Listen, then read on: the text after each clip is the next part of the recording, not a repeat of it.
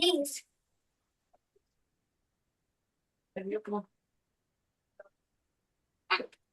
Pick your stuff up. That's why I'm telling you that. It's awesome. And you open it. No, those can stay on.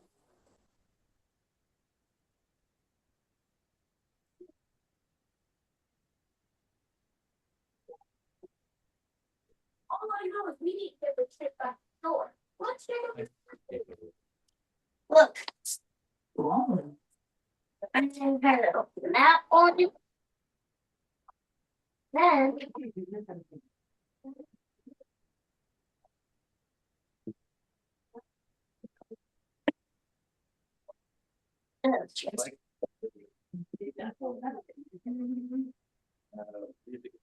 You got one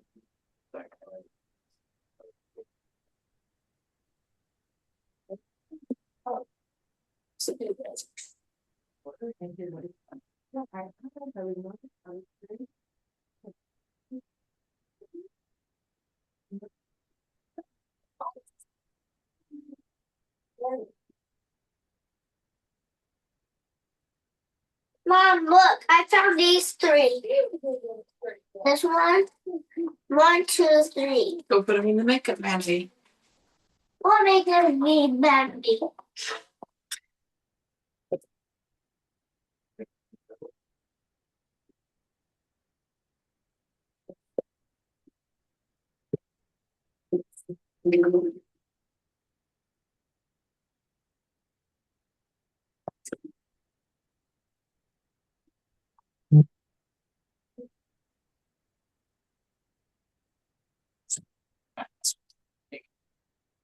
We're working on.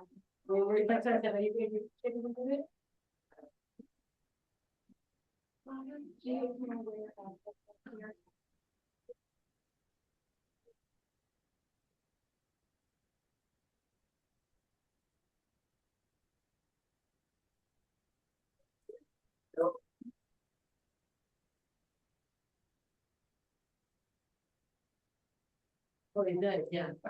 Sarah told me the same thing. Sarah told me the same thing. It makes it very childish. Thank you. It's the same. My husband and I first got married, we were on.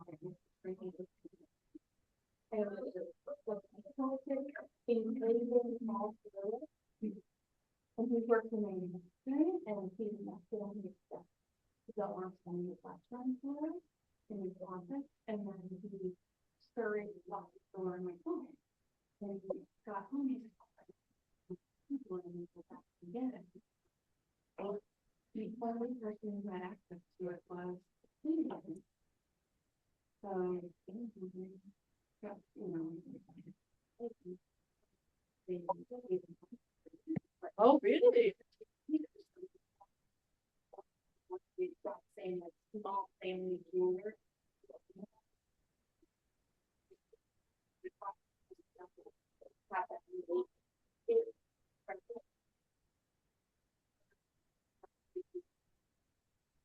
Still, like, I can understand, like, what's that? Not where you're. Yeah. Hi, how are you? Good. You? That's your guys' bringing the thing. Okay. I'm gonna get to the right of you know, you. Where do you sound? Once you get to the multiple,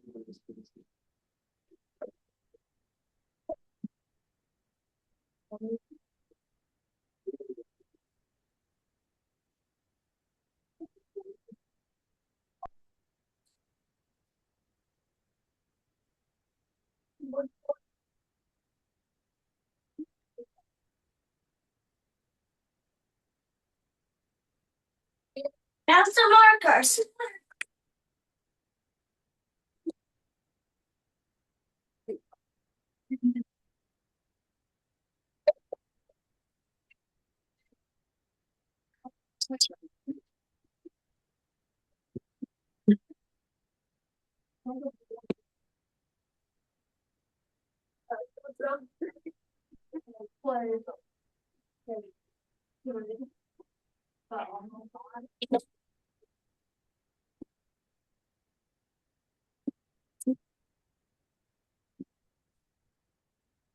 Hey, we go let Mariel out, she's got a poop.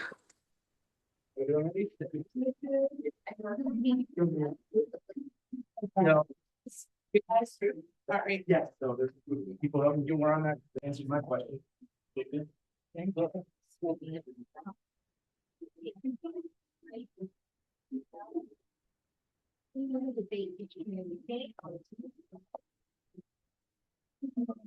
Good timing. Yeah, it's super duper simple. Good, my big thing, we should modify it and. For, Got running wise. Wrapped up and they're related. Or a week later, when you. Do it 2, 3, or 3 days, 2 weeks, 2 months, make sure that in.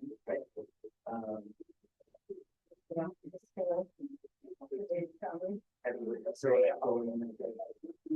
reach out from, and depending on how the closing. Moving, and it's just, it's a firefight form that's, you know. Tone deaf, right, and not in the room, like, yeah, I've got nothing going on, just have to move my whole house. Right, exactly, so timing is a big part of it.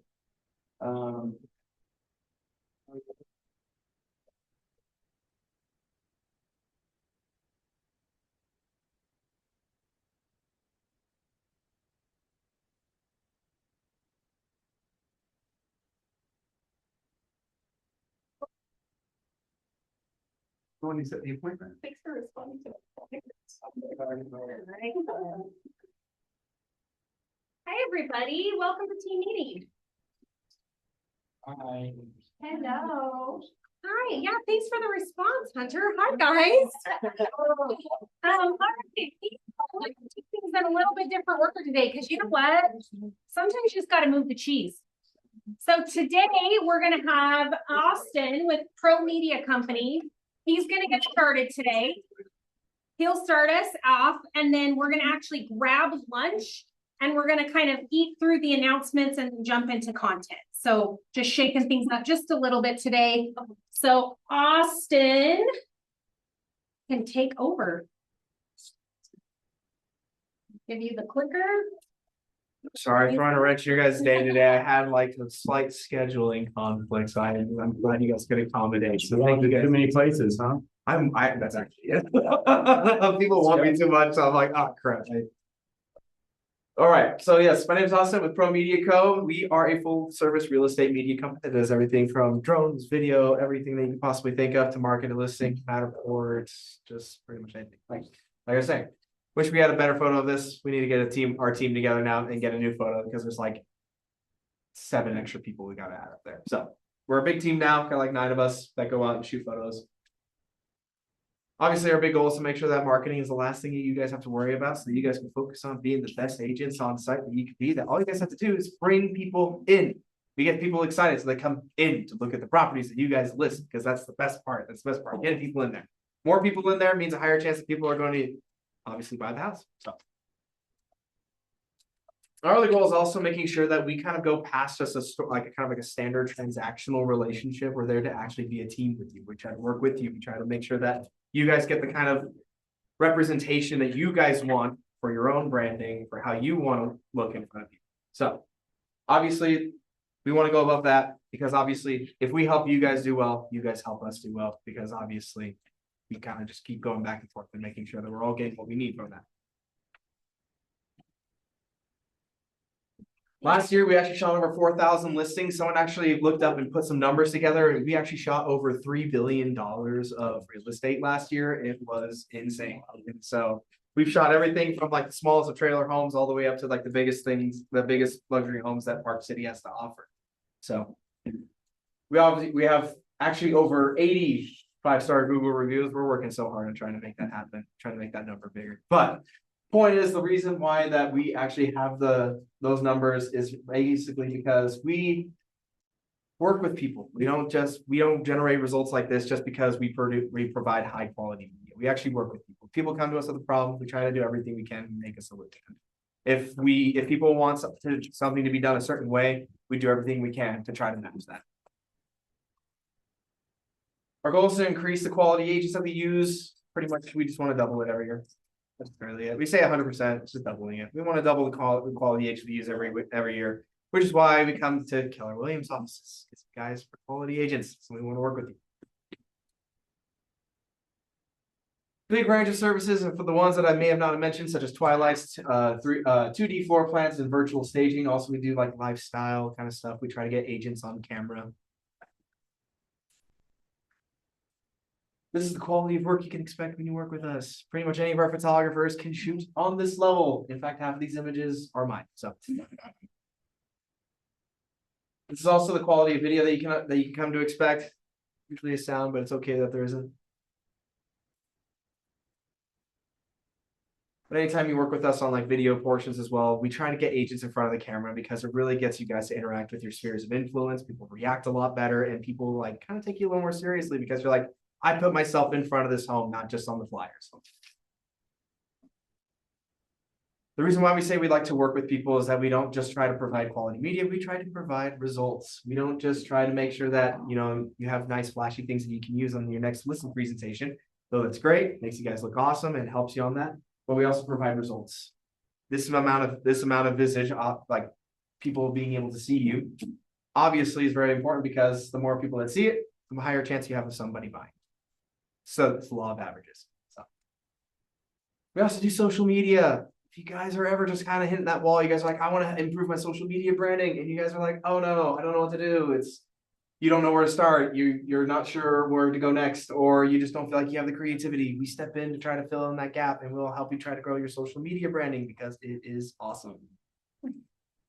Is the social media branding you offer, is that just filming the content, or is that managing the social media? We plan, like we'll get together, we'll plan, we'll shoot, and I am needing to talk with whoever is in charge of it right now, because we used to manage. I know we used to.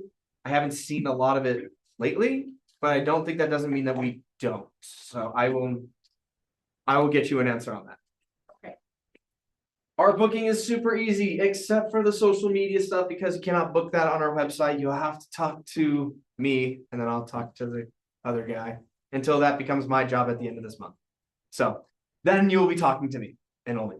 But the booking is super easy. You basically just basically put in the address, put in the square footage, select what services you want.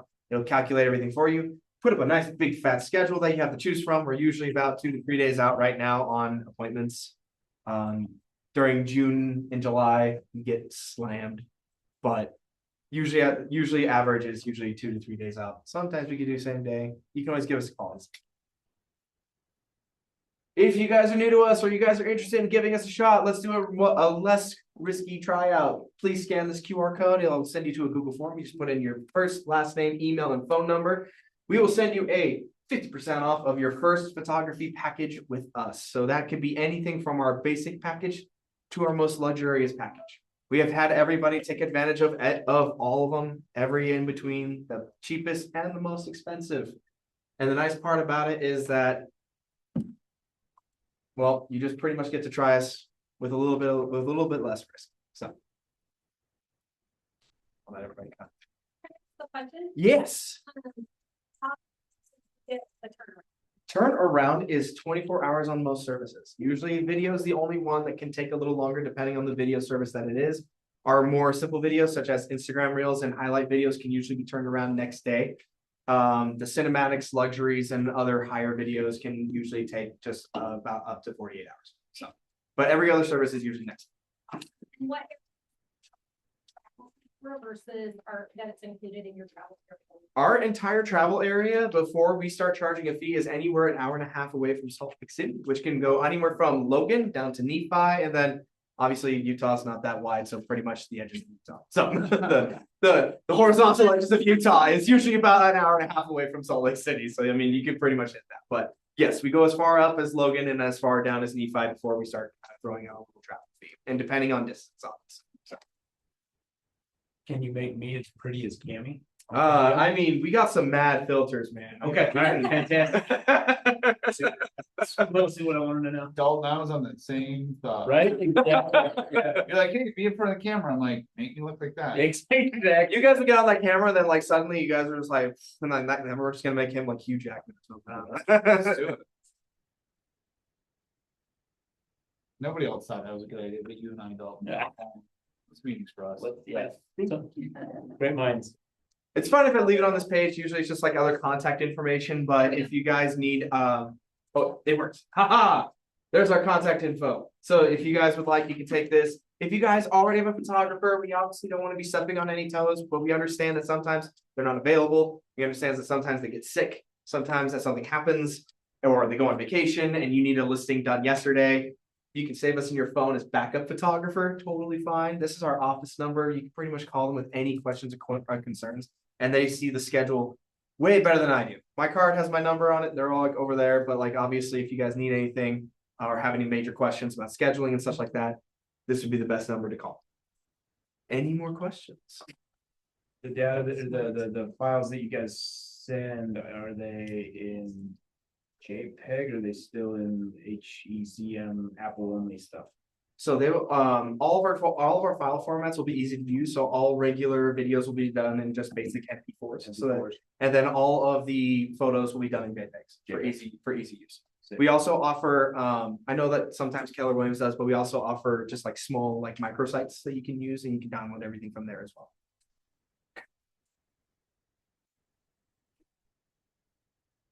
Other questions? Okay, overall. I like it. Quick, efficient examples, and you feed us. And I feed you guys. Perfect. What more could you want?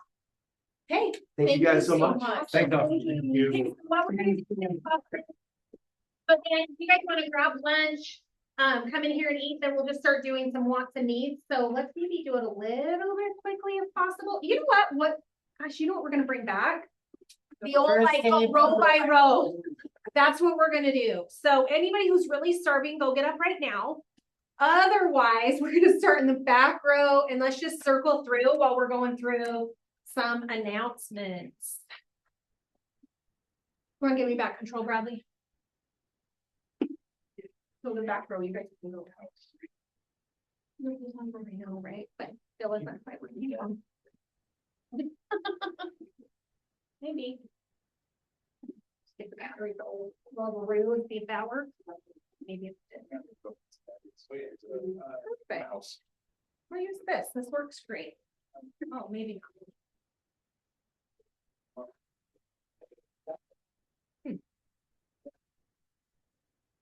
I wear a mouse. How would I click on the other side of the mouse? Oh, there we go. Okay. Bucket fills. This is turned Oh, on. Really. how was it working? Perfect. Oh, got it. All right, let's fill some buckets. Who's got them? Mike, I'll give one to Bradley, did the, nothing here that, he answered the question for me, helped me out a lot. I love it. Nice bucket. Good job, Bradley. Who else? Allison. I want to fill Ronnie's bucket and Tommy's bucket, and then Corey at High Mountain Inspections. They sponsored our home buyer seminar that we had a couple weeks ago. Wild, we had over 30 people show up. That's awesome. It was pretty great. But Tommy presented for us and then provided the tacos. Ronnie came and contributed. It was a pretty great night. Very cool. Awesome. Not that everybody sponsored it. I'll go. Let's hear it, Justin. And then we got Bradley with a big hand raised in the back. I got a big hug from Sean on my team. And he's like, "Do you have time for selfie?" And then his technology was not working. My face, not his. But we got a good photo, and then Christy helped me with the some stuff that was so good. So, I had major FOMO this weekend of seeing everybody's great picks, so I have to run on to next year now.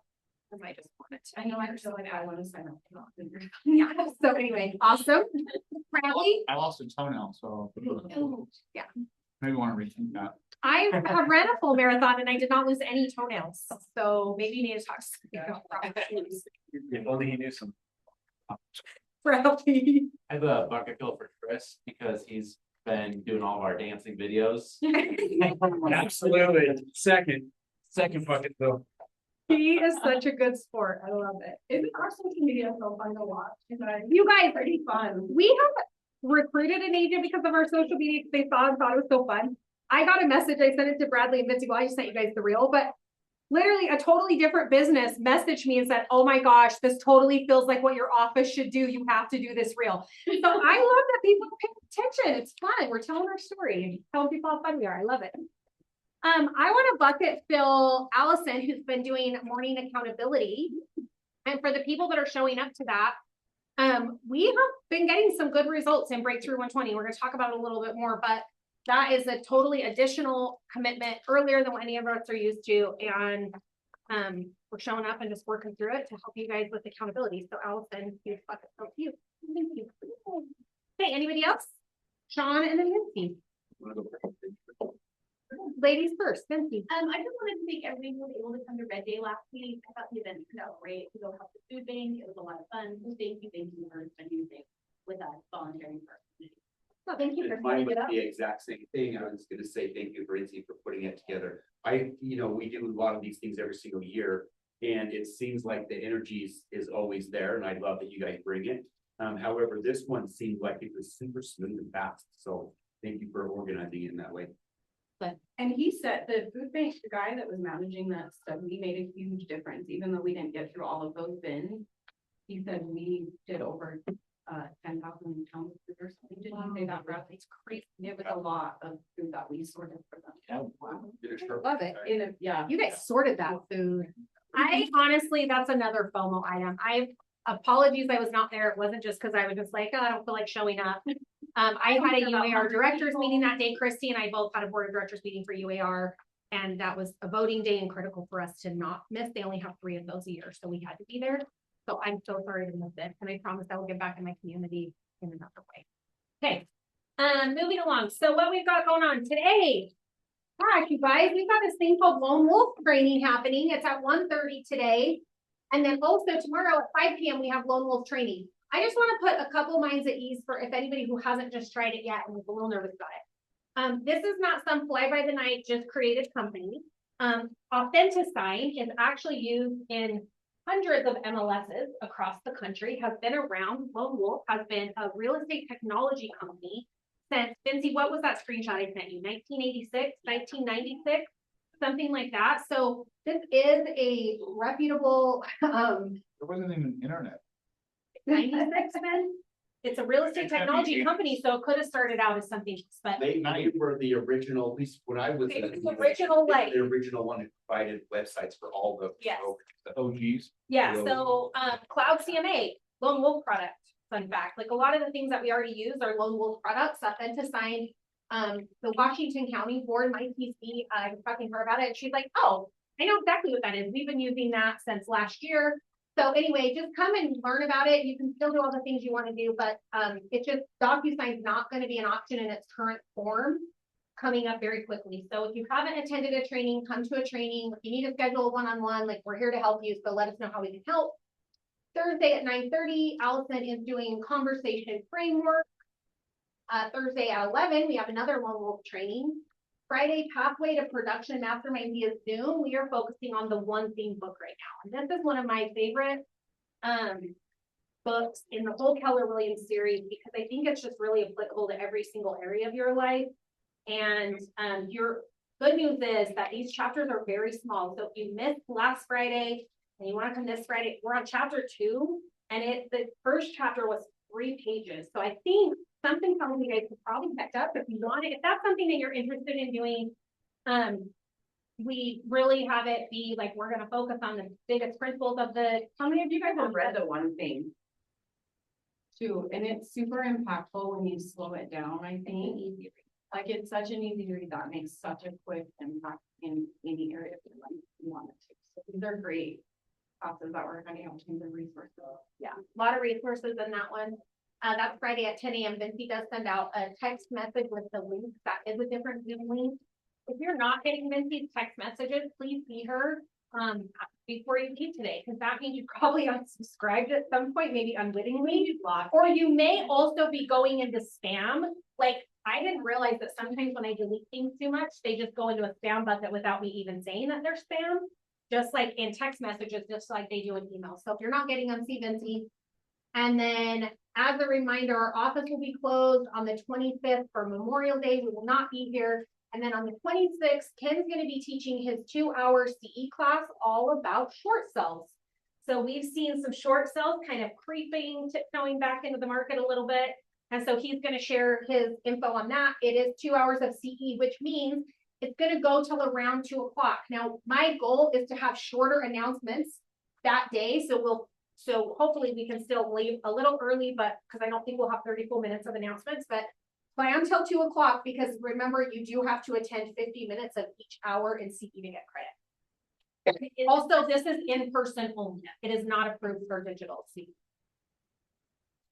Big thank you to everyone who helped for Red Day. Fun facts that there was about 10,000 pounds of food that was sorted. We also made a donation through the money that we had collected at the Easter egg hunt. We made a donation to the food pantry, and they give out over 2,000 pounds of food every week. It's been kind of fun seeing all the Red Days. Like, just go in and search like Red Day on, I just did on Instagram, and it's so fun to see this like across the country ripple effect that happens, not just here in our local. Justin and Jessica, what would you like to say about this? Am I the only one here? It's you. If you haven't signed up, you should sign up. Somebody will give out some money or not, but maybe not. Or can you pay to attend? Yeah. Awesome. I don't know. No, we're gonna talk about how to grow your wealth in real estate, and so we're gonna take over team meeting on 2 and 2nd, and then it'll be kind of book, like kind of club style. So it'll be more online and slow pace, and we want to help you grow your wealth in real estate. So Okay, so team meeting June 2nd, 11:30, and then after that it will be Monday the 8th at 9:30, and it'll be Mondays following that. Yep. Okay, awesome. Shadow the producer, Christy and Dalton, what do you want to tell us about this? Do you want to come up and tell us? Of course I You do. want, yeah, get out of here. Give me the spotlight. Do you want the clicker? Do you want No, control? definitely don't want the clicker. Don't, what'd you say to me? Control. Control freak. Control freaks. I said, hey, can you control that? Control freak. Yeah, so Christy and I are putting together a 6-part series. This is the first one. And we're gonna do what we're calling a Shadow the Producer thing, where we're handling, we're trying to give you more of the tactile, real in the field training on stuff that either she or I have been questioned on, or that we hear time and time again. So on this first one, we're going to pick either a listing that the brokerage currently has that's nearby, or we'll use a model home at a a community somewhere and we'll do I'm basically gonna put a webinar, a seminar on how I do my open houses and how I get them filled with people and then convert the leads and make sure that I get sign-ins out of everybody, et cetera, et cetera. And then Christy's going to be showcasing how she is a buyer's agent, make sure that her buyers are not just seeing her as a door opener, but really like bringing the value that then locks those clients in for life. So that's gonna be a fast 90 minutes. It will not be at the brokerage, more details to come, but get registered if you're interested. How long is this gonna last? It's about 90 minutes. Okay, scan the QR code. It's Monday, not Monday, Thursday. On Monday. Sometimes I just make up words. It's Thursday, May 28th at 1:30 and 90 minutes. So you're gonna end by 3. Yep. Okay, that'll be off-site. Here, off-site. Scan the QR code to register. This is a huge advantage. And even if you're an agent that's already in production, but you want to just see what other people are doing. Like, I feel like we learn so much from each other, and it's a rare opportunity to have like a little peek behind the curtain. So this is for Ken's CE class, so register in advance if possible, please. Remember, the CE credit is only available if you can attend in person. If you need to attend virtually, you can, just to get the information. You just will not get CE for it. So scan the QR code to register. This is on May 26th, next Tuesday at 11:30, and feel free to invite friends to this. That means you need some CE credit. Everybody needs CE credit before the end of the year. Rookie real estate workshop. Alice and I did this. We did our first one in April. We're going to be doing this every couple months. June 12th is our next one from 11 to 5. The focus of the day is how to net 100K in real estate in your first year. We really do some activities and walk through some things with you. This is great if you're rebuilding some foundations and maybe you need to just kind of get back to some basics. It's also great if you're like, what are the foundations? What are the foundations? How do I make $100,000 a year in real estate? That's another good point. If that's something where you're just striving to do it and you haven't been able to get there yet, register for this. And then also, this is a really good one. Do you know that I get probably, I don't want to exaggerate the number, so I'm going to just say maybe 5. I get a handful of calls every single month from an agent that has a new agent on the other side of the deal. And it's like Mikkel calling me and saying, Rusty, you have to call buyer's agent Betty because she just wrote the worst offer. She's terrible. She doesn't know what she's doing, but she's a really great person. And I think you could help her. This is a great thing to invite those people to. So if they seem newer and maybe don't just assume, you can call me and I can tell you how long they've been in business. But if you have done a deal with somebody or you know somebody recently that got into real estate inside or outside of our brokerage, have them come to this. It's a day well spent for sure. On a day with Allison and I can't do that, right? We bring a lot of fun. Breakthrough 120 is, I want to come up. Come up. Allison, get up here. This is our accountability group that we've been doing at 30 every morning. So this link right here will take you to the Google form, which is how I'm tracking all of the accountability right now as a group. So I wanted to share with you some wins from there. Not everyone has tracked their conversations. Weird, right? But of the people that have tracked them, we've got 260 TCPA client-friendly conversations. 31 opportunities have been created out of 260 conversations. 4 appointments have been set. 1 has been attended and 1 else has been listed. So I think that's just a short time. We're in week 3 right now of that. So there's still time to join.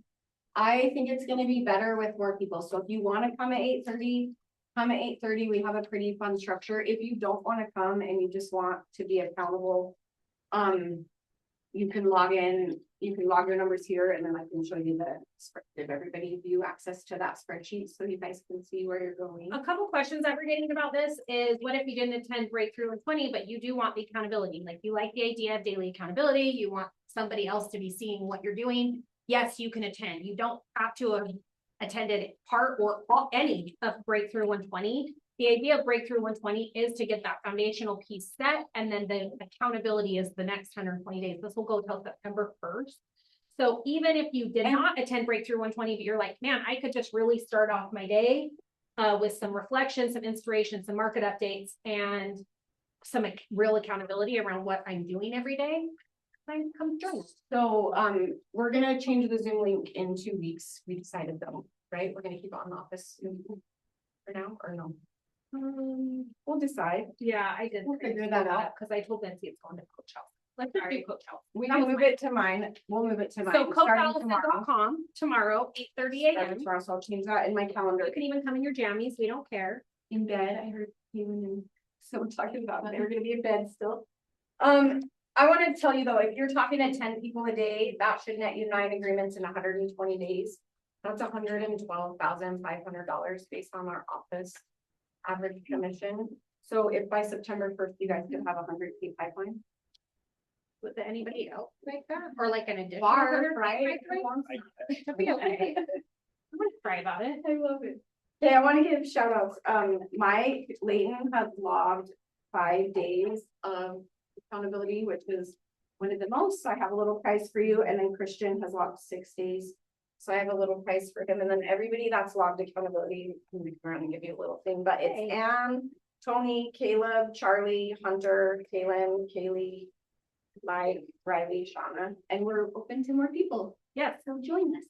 hey, love it. Thanks, Allison. Hey.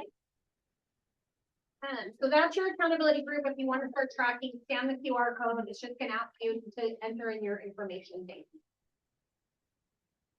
Mega Camp is coming up. They just announced the CEO Summit, and damn it, I should have really brought that list of who's gonna be there. Fun fact, I did it, and the only one I can remember off the top of my head is Shawn Johnson, the Olympian, because her and her husband, so the CEO Summit is talking about business, talking about health, talking about wealth building, and talking about personal life. And she talks about going from like an Olympic mindset, and then her and her husband have focused solely on like couple relationships and really strengthening and building at home, because that affects everything else that you do. So I was super excited about her. I'll put the rest of the lineup on there. That's for CEO Summit. They still have not yet announced a keynote. They just keep telling us that they're shifting the way they're doing the things at Mega Camp this year. So I'm curious to see what this looks like.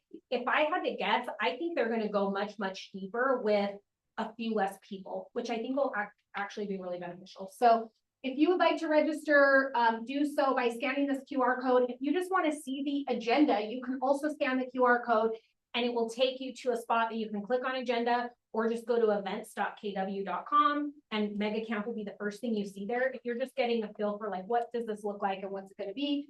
The tickets right now, I believe, are $1,150. They will go up probably again at the end of July. Okay. Also, I have been tracking flights.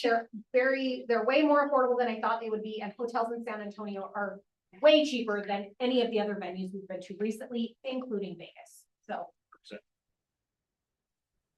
Shoney's AI Advantage webinar is May 22nd, which is this Friday from 11 to 12:15. If you guys have not attended this before, this is just Shoney going over the latest tools, the smartest prompts, and leverage for you to put them to work fast. This is something that we do as a region every month. So scan the QR code if you want to attend this. It will give you the registration link. And if you register, I believe it sends you the content.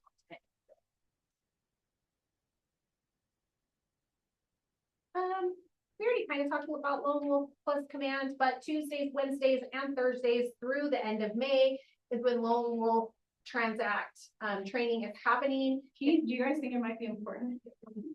Well, because here's what I fear, guys, and I'm just gonna level with you. Does anybody remember a big change that happened September of 2024 when NAR legislation, like NAR filed a giant lawsuit Oh, what happened? and the contract changed? I didn't even think about that. You laugh, right? But like, I really got calls from people like in February that were like, what? Where's this stop? And I was like, oh, wow, I failed as a leader of getting this information out. And what I don't want to have happen is somebody call me on July 20th or worse, October 20th and go, I can't log into my DocuSign. What is going on? And then they're mad and they're frustrated because they're trying to write an offer, and it's never gonna be Monday through Friday from 8:30 to 5, when the real geniuses of Chris, Vinci, and Bradley can help them. It's gonna be Saturday night at 8:30 PM, and they want me and Sean to walk them through it. And we're like bumbling through it and trying to help. And the point is that it's just gonna go away. And I wish I could just go, no, you don't have to get rid of it. You're just gonna have to keep paying for it. But DocuSign, as we know it, is gonna be gone, and it's no longer gonna connect into Command, and none of your templates are gonna be there. And you're gonna be really pissed off if you haven't figured out any way to write a contract and then you have a contract come up. So please attend a training. If you cannot attend a training, set up a one-on-one. If you don't want to set up a one-on-one, and you want to have a video to like walk through it and learn it yourself, we actually have video resources that you can watch as many times as you want to. But it is important that you know that this change is happening. Like it or not, love Transact or don't, I think it's actually very simple. It's pretty user-friendly. And I'm finding out some cool things that can do, like mapping your PDFs. So you don't have to every time add those in. Remember, we were looking at that when we did our ALP launch. That is a thing, and I did it and it works. So anyway, some cool things. Just make sure you come to this. If you just are like, you know what, I don't really like Vinci, Bradley, and Chris for some odd reason, and you want to see Kimber teach it instead, or Kimber's time works better. Kimber on June 4th from 11 to 12 is going to be doing a virtual training. You can register for it right here. The one thing that Kimber will be going through, if you feel that you need to back up your DocuSign through API Nation. Now, let me just make everyone's mind feel a little easier. If you uploaded your documents into Command, you don't need to go download them from DocuSign. They exist in Command. They live there. It's a cloud storage that will be there forever and ever and ever, because as a brokerage, we're required to keep them too. So we'll have them. But if for some reason you want your own copy and you don't want to go download it from Command, you can pay for an API Nation connection for 30 days. It's like $20. You can do that, download all of your stuff so that you feel like you can move on with a clear conscience, knowing you have them saved on a little flash drive. That I promise you'll never utilize, because it's going to be easier for you to find the document in Command than it's going to be for you to find wherever you put the flash drive that you downloaded them onto, or what you named them in your computer. So if you want to look at that, Kimber's going to be doing this. Again, I know we're talking a lot about it, but it's because it's literally right around the corner. We're like 2 weeks away from, you need to start starting your transactions with Lone Wolf. Surf and swim, guys, this was such a fun event last year, and it's an easy event for the client, for our agents. It's a fun event for our clients. Scan the QR code to sign up. The Smart Plans started this week. So if you haven't signed up yet, it's not too late, because I read all of Vinci's emails, but this one I missed. And so I didn't even send it to Darlene yet to have her get it started. So I'm going to start my Smart Plan next week, but all of the marketing material is done for you. We've got sponsors so that they're going to have pizza and drinks and popsicles, and the pool is just for ourselves that night from 7 to 10. If you want to sign up, you need to do it. This is for real, your last chance. That's what you said last time. I know, but this one really is. I also want to say one other thing about client events. There's never been a client event that I did that I went, man, I wish I wouldn't have done that. Because I've had client events where like 2 people showed up, but I still had conversations with so many people, and I've added to my database from it. It's been a good way to reconnect with my clients. So I'm just going to encourage you to rethink the client event thing if you're not doing it. We make it so affordable. I'm just not sure why you wouldn't do it. And it's a really good way to participate in a client event that you maybe wouldn't be able to do on your own from a budget standpoint, from a planning standpoint, or even from a participation standpoint. Some of us maybe only have a handful of clients that come to these. So it's an easy way to just like have an event that looks like a big, great event. You can do a lot of good social content, and it's a really good reason to have a conversation. If they show up, awesome. But if they don't, if you still had a really good conversation, that's still a win for a client event. Wants and needs.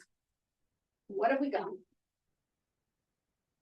New listings. Don't everybody jump at once. We have a new listing. It is, it's in Eden. It's 3-bed, 3-bath. 2-car garage. It's in a short-term rental community. That's a 3-night minimum. So it's a great investment.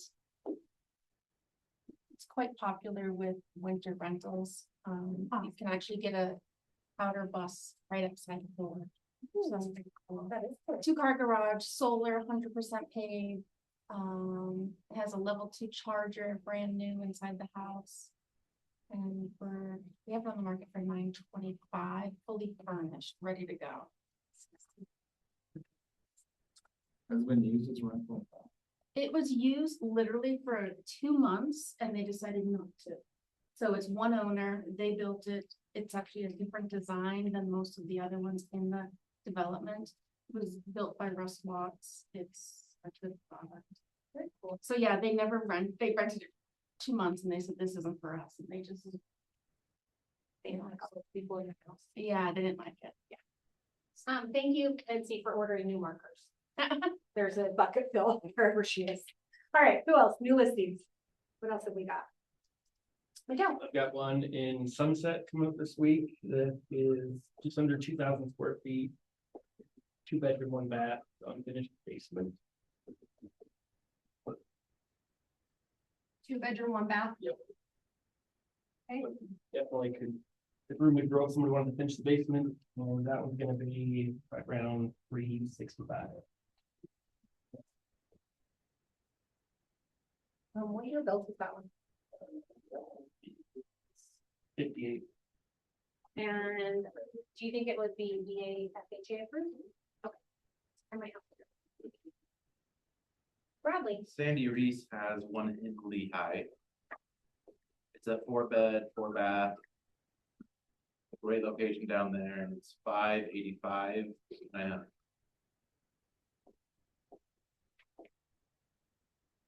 Awesome. On. Luke Foster has a need for a buyer, sorry, for a tenant. And needs a place to live. It sounds like it's a seller who's gonna be homeless. And they're looking for 2 beds, 3 beds, 2 baths. They prefer a lot.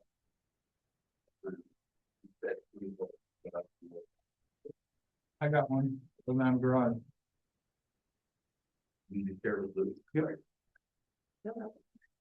Okay, awesome. Bradley. Larson Realty Group's got a Roy's Wind Entry. It's 4-bed, 2-bath. Almost 2,000 square feet and 0.2 acres. They've got their 8 mobile homes in Pleasant View. Okay, what's the price on the Roy split? Bring your own price. BYOP, I love it. The 8 mobile homes in Pleasant View. And they're all between 200 and 230. And then they've got 1 mobile home in Ogden. That's gonna be $70K, 3-bed. 425 is the Roy. Okay. And then Sherry has a condo in Clearfield. The 2-bed, 2-bath, 300 with a pool and a clubhouse. And then going back to Sandy, she's got Sandy Reese. She's got one in Harriman, 3-bed, 2-bath. It was built in 2020. It's 3,800 square feet and it's $675.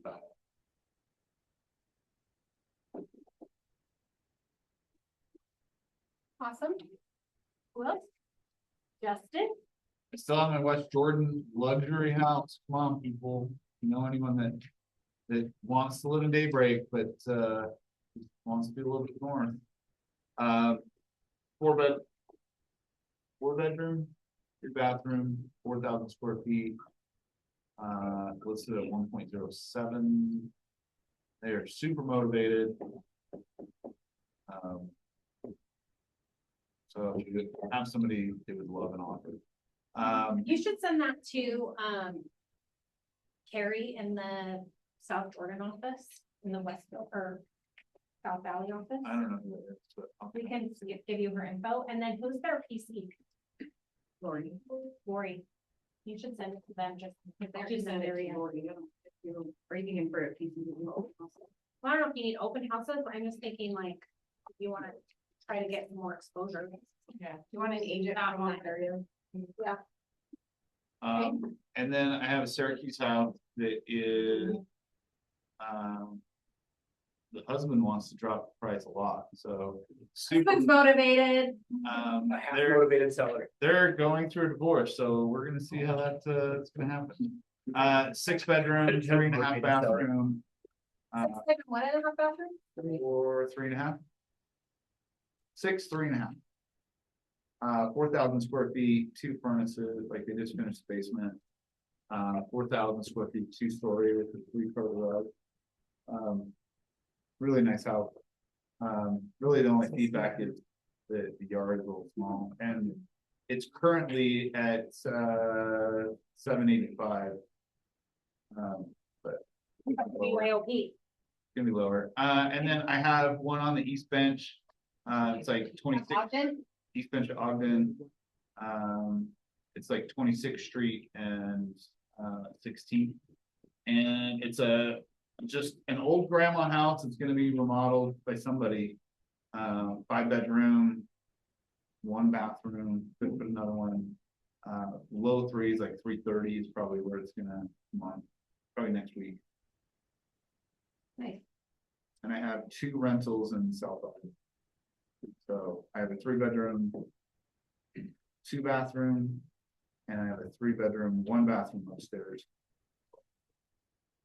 And what's the price on them? 2250, and then 1950 with utilities. And they're super cute. They are super cute. Okay. Bradley? Larson Realty Group's got a single level in Ogden, completely remodeled. It's gonna be 360 and it's 3-bed, 1 bath. And Sandy Reed's is looking for a ½ acre plus of land with a flip home. Ability to make some money, 475. And that's in Box Elder or Tetra.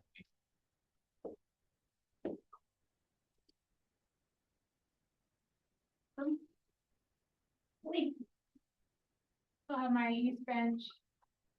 4-bed, 2-bath, right across from the park. Listed at 450. And then I have some buyers, I need something out in West Jordan under 800,000 with a basement kitchen, so they just want 2 kitchens. And then I have one here in anywhere kind of Ogden. This is the buyer too. Buyer, yeah. Looking under 350.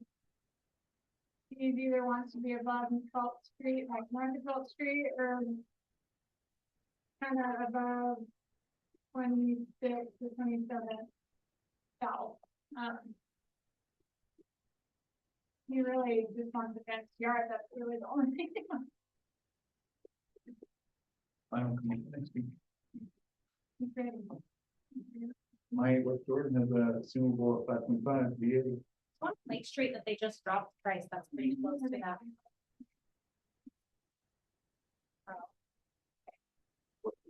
So else? I have a new listing that is 2-bedroom, 1.5 bath townhouse. It is in Riverview Community in Ogden, so it is just east of Monroe and north of 16th Street. It's a darling little community. It's actually, my daughter's lived there for almost 6 years, so safe community. You can walk to rodeo grounds, you've got trails close by, you're really close to everything Ogden related. It's the cheapest one in the complex right now. It's listed at $285, and it is owner occupied only.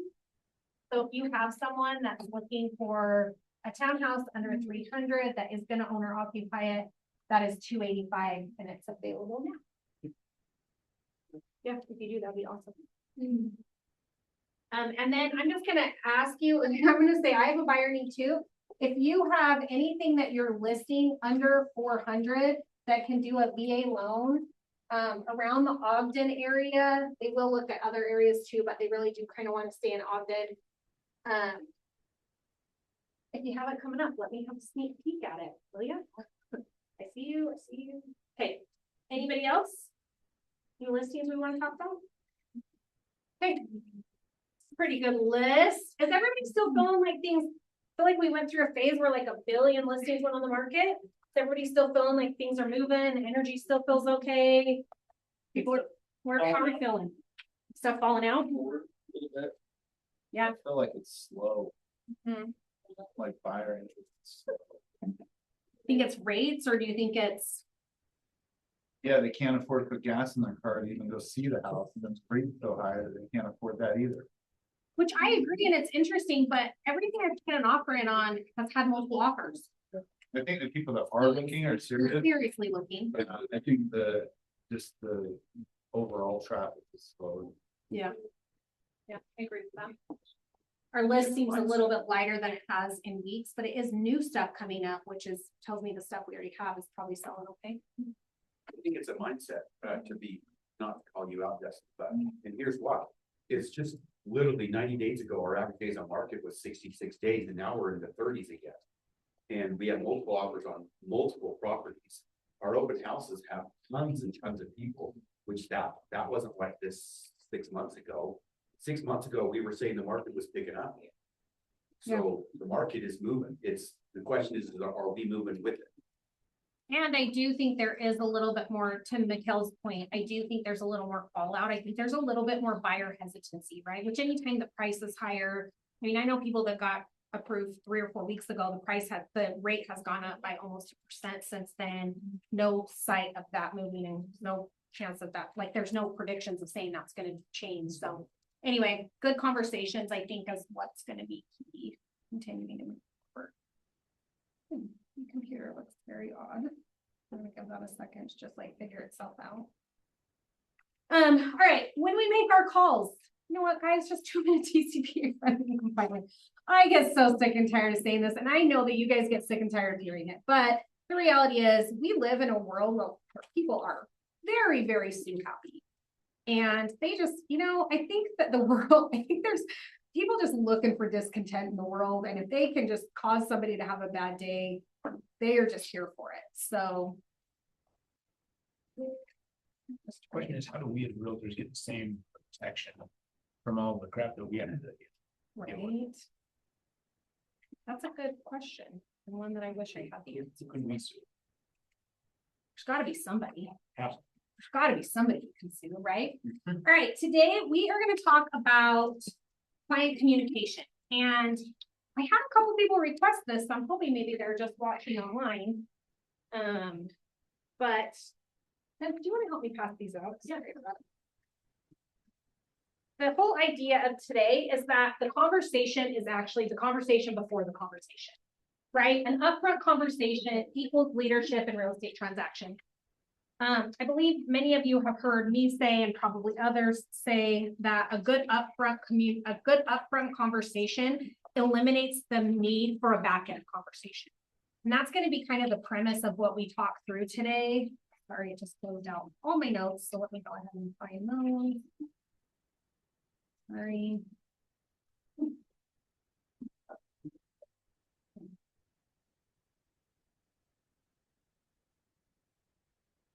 Anybody else want a sandwich too? No, it's time to get.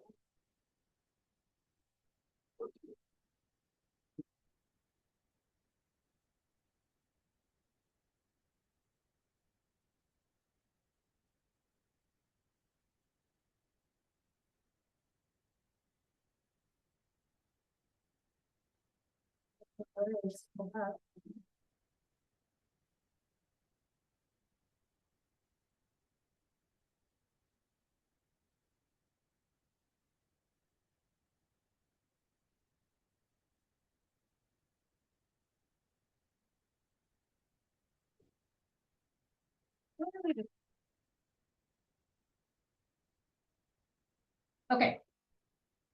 So a good upfront conversation eliminates the need for a bad conversation, for a long back end conversation. So when you're thinking, I just want you guys to think for a minute about a transaction that you had that maybe was a little bit difficult. Client got upset, they started to panic, maybe they blamed you for something that was happening. Can anybody think of an example of a time that happened? Everybody have maybe an idea in their head of like what that. Moving date change. That's a good one, right? Moving dates change. Can we have a conversation earlier to talk about what that might look like if that were to happen? Right, Mike, that's a great example, because are we in complete control of that? We can do our very best to try to control it, but sometimes there's things that happen beyond our control, right?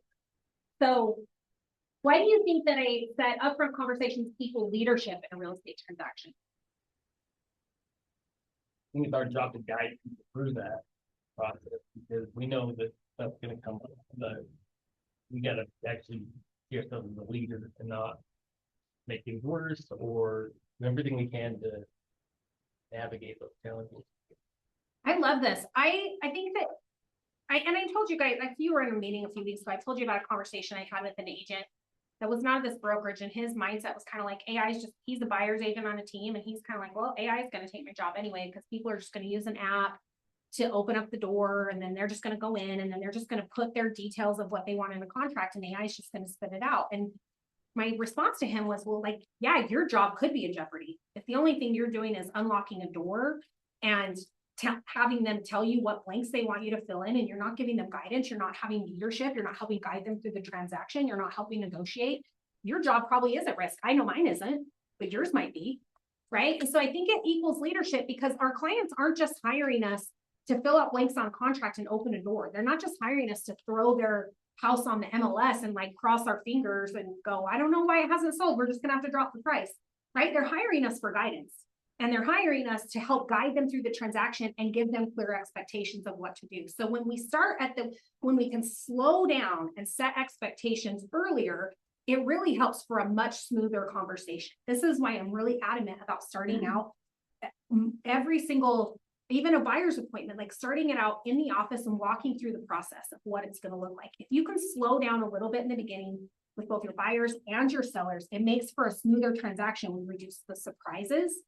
It helps us build trust with our clients, and it gives us permission to lead later, right? It gives us permission to come back to and say, hey, remember when we talked about this, to Mike's example, hey, remember we talked about moving dates can sometimes shift a little bit because we can't control what happens here. These are the pieces we can control, but remember we talked about this. So sometimes just being able to come back to it is super beneficial.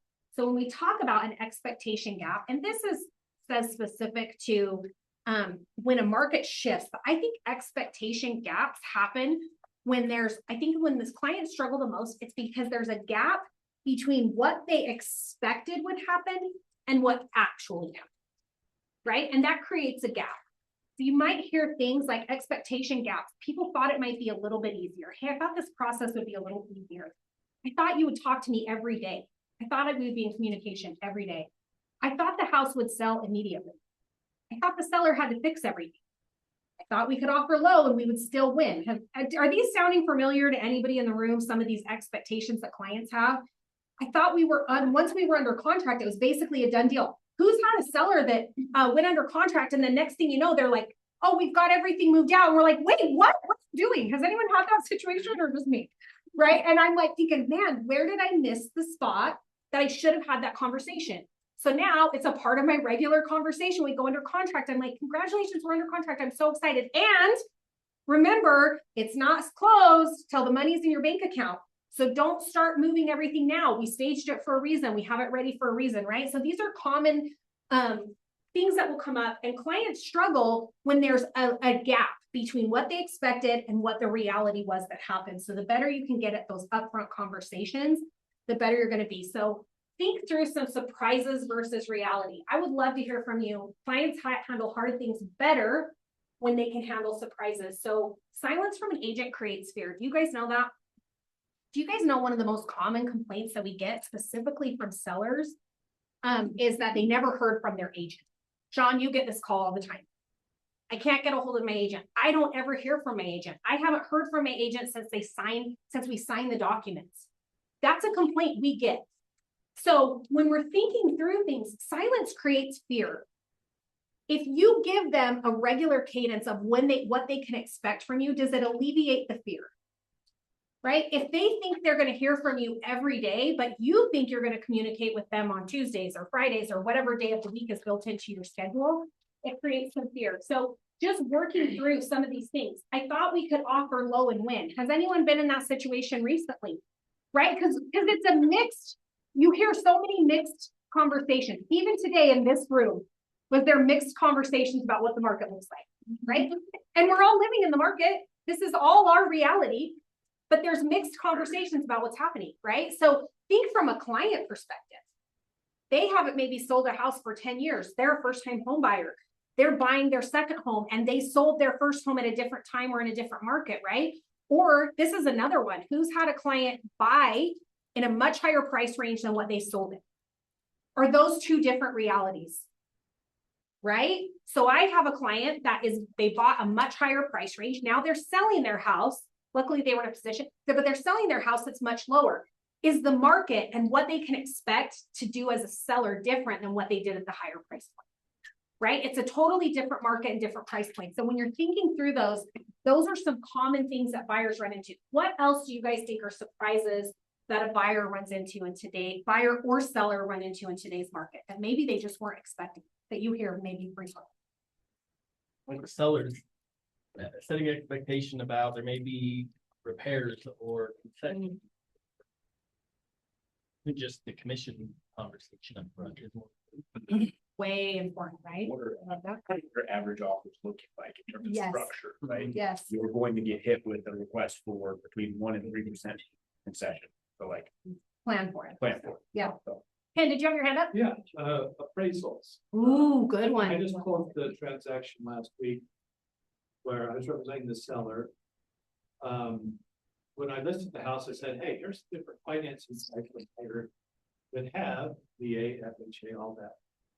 And I explained what some of the differences were between the different financing, especially VA. Appraisal could come in lower. There's an inspection as well as the appraisal. You got a VA buyer. And the VA appraisal came in $40,000. Agreed upon. Are you serious? Man, I thought we had outgrown this. I haven't heard this for a minute. So we did a Tidewater. Submitted all kinds of comparables. There were 12 comparables that justified the price. The appraisal company rejected the Tidewater. So we didn't get anything there. So then we appealed the appraisal to VA. For 2 weeks, we get a verdict back from VA and they raised it $5,000. So still a $35,000 gap. $35,000. Is that a deal breaker for some people, guys? Oh, yeah. Mhm. I Yeah. thought my seller was gonna say, look, screw it, let's find another buyer. But I didn't hear that when I took the listing and said, this is a possibility. And so their mindset was, gosh, that sucks. But I kind of knew that was gonna happen, maybe. So they closed. You know. And I love that example because I think sometimes we already in our head think we know what's going to happen, right? And that example, Ken, I think a lot of times, and some buyers or some sellers, it may not have been able to happen, right? But we have to give them the choice, but by giving them information up front, they know what their options are. Hey, this is the possibility. Here's what this might look like. Here's our options of what we're going to do in the case that we have a problem. And then here's the options at that point, and then they have to make a decision after that, right? That was a really good example. So I was sick for the last week, thinking they left $35,000 on the table. We went to closing, and I'm sitting there at the closing table, and I apologized for about the third time. Not that I can control it, right? Right. But I honestly felt bad for my client. He said, yeah, you listed it for more money than we thought we would get anyway. So we're walking away with $10,000 more than we thought we would get. So are we happy? Yeah, we're happy. Would we like to get another 35,000? Yeah. But we set the proper expectations when we listed the property and we actually start out a little high. So we're good. Man, what do we need that? Yeah, right. And all because of a really good upfront conversation. Right? Does anyone else have an example you can think of a time where maybe a surprise versus what the reality is, what they thought would happen versus what actually happened? Anybody have an example? Justin. I just think making assumptions what your client will or will not do So when somebody sends you a counter and you're like, they're never gonna do that. Then I say, hey Rusty, this is what they said, and you're like, cool, let's do it. Yeah. Like, it's not my money, it's your money. Yeah. And I'm just here to do the best I can for you. Love that. And we're gonna talk a little bit about that, right? Because I do think sometimes we have it in our head that we have to be the bulldog and fight for every single thing, when the reality is our job is to give the information and let our clients make the decision based on good information that we can give them, and then we can help guide them, right? So we're gonna talk through some 5 critical conversations. We're gonna talk about communication. How are we gonna set the standards before they wonder where you are? So how do we set the communication standards? We're gonna go into more details on all of these. We're gonna talk about market reality. Is this an important conversation to have with your client? Is it important for you to know what the market reality is? Is the market reality different between Justin's $1.07 million listing and maybe, in fact, in your same world, and your $330,000? Are those 2 different market realities? Right? It's different. We can't just look at the front page of the MLS and go, average days on markets, 38 or whatever it said this morning. Yeah, what I just said, which is, that structure thing, it's a different conversation at 1.5 million than it is at. A completely different conversation, right? So understanding the market reality, truth over hope, pricing, competition, and climate. Understanding the emotions that your clients are going to go through. Normalizing the stress and the pressure that's going to build up, right? If we're downplaying what emotions they're having going through it, is that going to help our client set good expectations? No, of course not, right? Like, we've got to understand their conversation, their emotions. We can't just pretend like they don't exist. Now, this isn't me saying to you, meet your client emotion for emotion, because you guys have heard me say that a million times. If your client's pissed off, doesn't mean you need to be pissed off. If your client's sad, you don't have to be sad, right? But you do need to normalize that there's stress and there's pressure, and you need to empathize with them and recognize that their feelings are real, right? We've got to know that they've got to know that they can trust us to be able to say, like, hey, I'm feeling this way about what's going on right now. So the emotions that are involved, decision making. We've got to have clarifying deadlines. We've got to have a final say up front about what's going to happen. If you can set some really good standards around how you're going to make decisions throughout the process, it's going to help you have a much cleaner, more stress-free process, because you've already made some decisions up front about what you're going to do when it comes to decision time.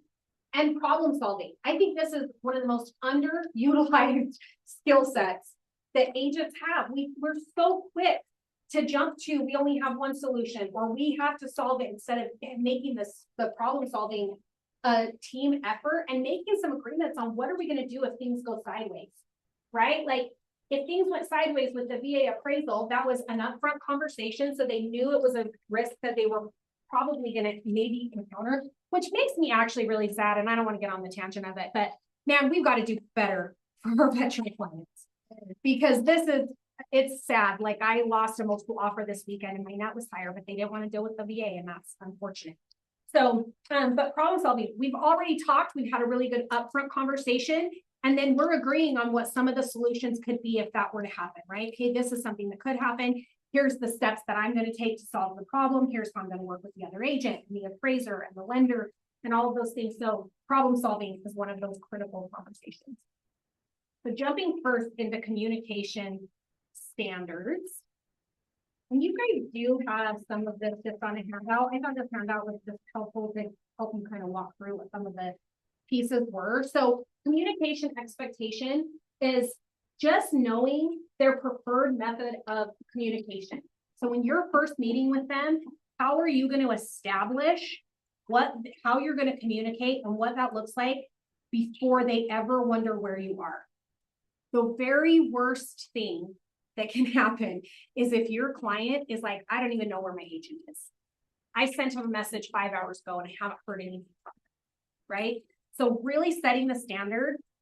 One of the scripts that they give you is, I will keep you updated even when there's nothing major to report. You need to know you've not been forgotten. So that's something that you could say to reassure them, and then setting the cadence of what that could look like. Another one is here's how I communicate throughout the process. I'll let you know what communication needs an immediate response versus what can wait. Is that important for your clients to know that? Right? One of the things, even when I'm doing a listing, I'm talking through what they're going to get as part of that initial package that they get from me. And one of the things is the seller disclosure. And I always send that in a separate document than the rest of my listing documents, because I want them to have time to really go through that. So I say, hey, these are the things that we're going to talk through today, that we're going to sign today. You're going to get a separate one from me. It's probably already in your inbox. That's going to have the disclosures. I want you to be able to take some time to go through that. Every question does need to be answered. And I'm going to set a little different expectation. That one's not as urgent. I must have that before we go under contract, but I want to have it like by the end of next week, giving them some deadline. So when you're talking to them, make sure that you're covering how are you going to communicate with them? What is their preferred method? Is it call? Is it text? Is it email?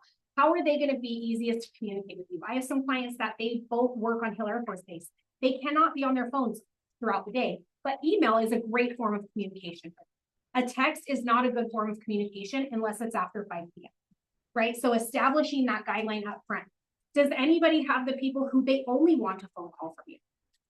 Right? If you are only texting them and they only want a phone call, are they going to feel like you're not really listening and communicating well with them? So really knowing what that looks like.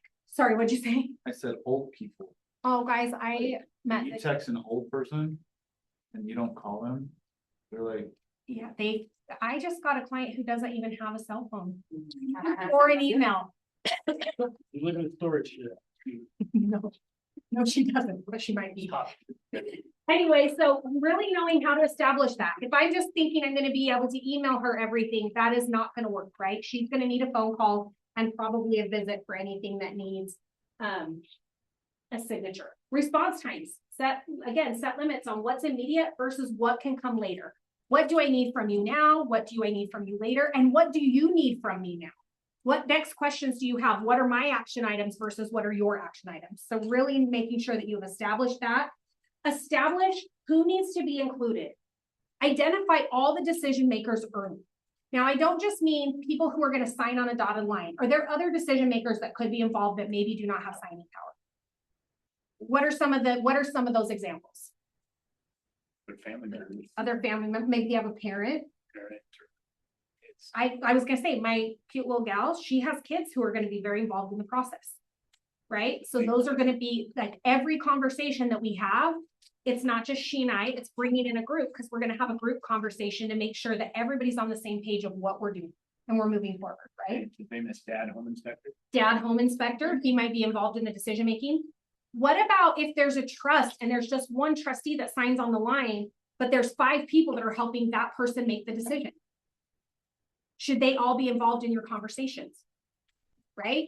So I think it's a good idea to ask, identify who all the decision makers are, identify who the decision makers that are going to sign on the bottom line, because obviously that's important, but identify who's just going to be part of the decision-making process in general. Who needs to see the weekly emails that you're sending? Who's going to be showing up to showings with you? Who's going to want to review the inspection report? Who's going to help decide when we get an offer on our listing, what we'll accept or what we won't?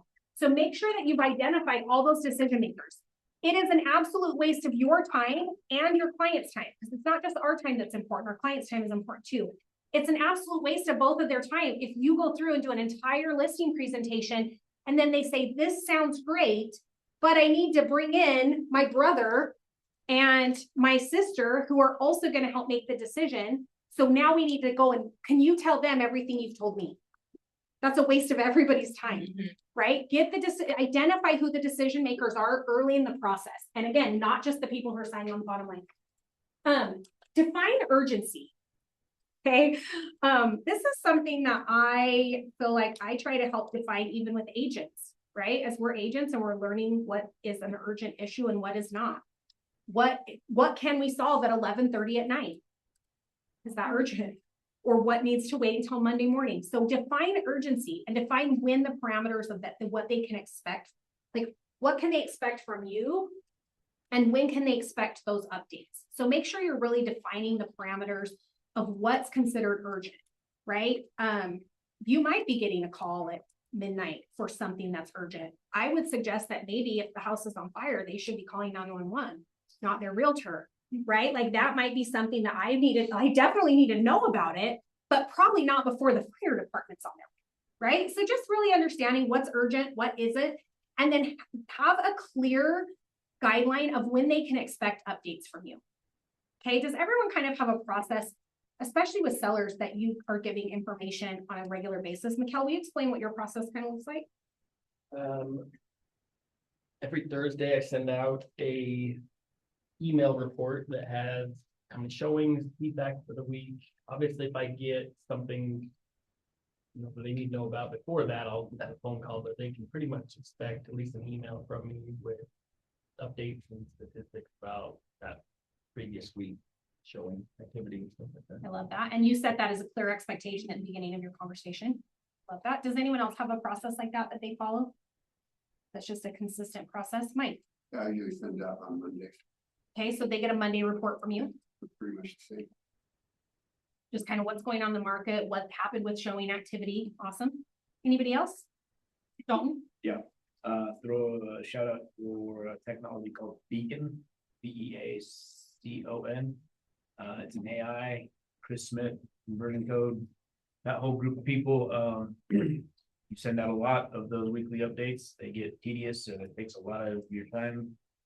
And so I just use that to blast my sellers with weekly, and it pulls everything from total to it pulls from the line, so it gets all your showings and you can update it all. It's fantastic. It took what be 60 to 70 minutes worth of work and made it about 20. Super helpful. I was talking to Dalton about my listing and he said, like, the whole purpose of the email is like, don't fire me email. But you're just trying to outline everything that you're doing for the seller so they feel involved and know what's going on. And like we've been talking about, they don't feel like they can't get a hold of you and you're not doing anything. They can actually see what works. Yep. I love that. And use the tools that you have. So that's a great tool. It's fantastic. I used to do it by spreadsheets and regular template kind of email stuff. But when you have 4 or 5 about that, is that something we should talk about offline? No, I want to. Yes. I'm happy to show anybody. Yeah. And maybe that might be something we can help build into Suki. Yeah, if you can get Suki to do that, that'd be slick. Yeah. So I do something really similar. My clients know they can expect an update from me on Friday afternoon before end of business. So in my calendar, it's scheduled for 11 a.m. Sometimes that shifts a little bit. But that is doing the same thing. It's giving them what came on the market, what went under contract, what sold, and what came on the market in their range, so that they know, are we selling the competition or is the competition helping us sell it? How many showings did they get? What does the online activity look like? What ads did I run this week? Do we have an open house plan? What were the results from the last open house? So they're just getting information. They know they can expect it from me every Friday. What do you guys do if you have a client that wants to hear from you more often than your standard communication process? What do you do then? You take it, you talk to them. Yeah. Talk to them, right? You don't go, I'm sorry, I'll talk to you on Friday after you get the email. Right? Yeah. Good. You still talk to them, right? So, but I think it's just setting the expectation, because then it's going to help them. I always say, like, hey, if there's ever any questions that you need from me, call me or text me or let me know what the question is. I'll get back to you. And then some of them I'm referencing back, right? Like, especially once I'm under contract, I'm referencing back my under contract email. Hey, in the under contract email, you'll see the copy of that, or you'll see the deadline that you need to have for that. And so I'm just referencing those back to remind them and reassure them you've got everything you need from me, but anytime you need to communicate, that's fine. Another thing with communication standards, I usually like to kind of establish a time frame that they can expect to hear back from me in. So I like to establish, and I'll start out the conversation just kind of easy of saying, like, hey, Hunter, what are the hours that you would like to, like, from a business standpoint, when is the earliest that you would like to get a business related phone call from? 8 a.m. Okay, awesome. And then when is the time that you just really, unless there's something very, very urgent, you just don't really want to hear from me after a certain point at night? Okay, so that's pretty similar to my hours. I typically say you can expect to hear back from me if you contact me between 8 a.m. and 7 p.m. You're going to for sure hear back from me same day. If it's after that, sometimes it might be the next day. So I just want to make sure, but anytime within that time frame, you can expect to hear back from me. Now, is Hunter know that if he sends me a message or a phone call at 7 o'clock at night, if it's urgent, I'm going to call him back. And if not, he's going to hear from me the next day. We are our own worst enemies in real estate. We train our clients to need us 24 hours a day. Do you guys know that? Like Sean, I hear him have this conversation all the time. Why would you put a an acceptance deadline on Sunday at 5. I don't want to work on Sunday. Do you want to work on Sunday? Like, have it be Monday morning at 9 a.m. Is anything going to happen in that time frame? Now, it can't always happen, but I just think we train our clients how to treat us. So if our client calls us at 11 p.m. and we answer the phone and they're just calling to chitty chat because a new property came on the market and they're excited about it, we're doing ourselves a huge disservice, but we're training them. We're going to answer the phone whenever they want to. So those are your communication standards. 2 and 3 is our market and emotional reality. So the market reality, they really need to be able to understand what the market reality is. Prepare them for what the market is actually doing, not what they hope it's doing. Does that make sense? Do you guys all have buyers and sellers that just hope and wish and dream that all the things were different? But it's not, right? I find that sometimes when people are looking at lower price ranges, the expectation versus the reality is very different. What they think they're going to get versus what the reality is they're going to get, right?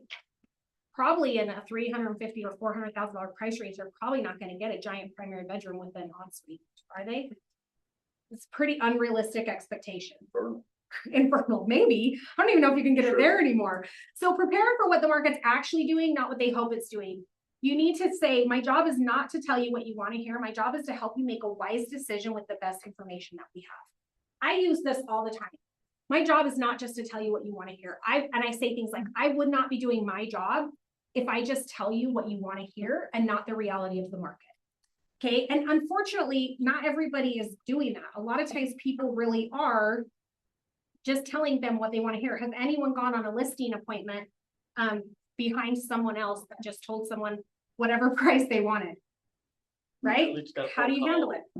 Last night, somebody who I met with their family member last year, and they said, well, reason why we didn't go with you as another agent said that he'd be able to list for almost 100,000 more. Ooh.